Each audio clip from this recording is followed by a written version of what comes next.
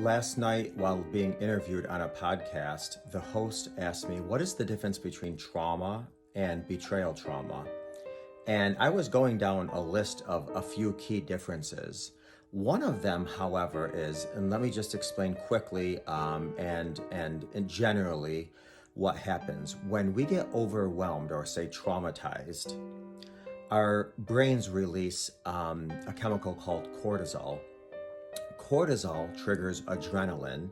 Our adrenaline gives us the energy to go into fight, flight, whatever we need to do. Shortly after that, however, our brain then releases oxytocin. Oxytocin is what gives us that bonding chemical, that connecting chemical. And so what we want to do is we want to go and connect with someone to feel safe.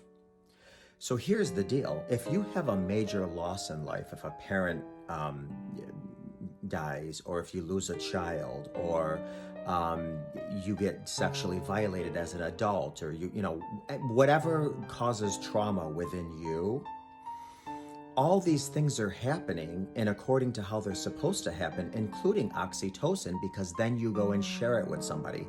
You call the police, you call your friend and say, I can't believe my house was burglarized and my favorite jewelry was taken, or my favorite tool was taken, and I feel so violated and invaded, whatever. With betrayal trauma, however, what happens is that we often don't tell people. And when we don't tell people, that trauma is like a liquid lava that stays in our body. Then what happens if we can't tell anybody, or we choose not to, or we can, or what have you, our body then releases opioids.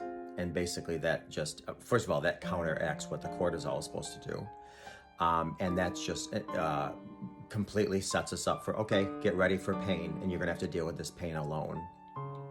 Which is why, I'm not going to get into that, there's a big link between people that are traumatized and people that either cut or get on drugs, things like that.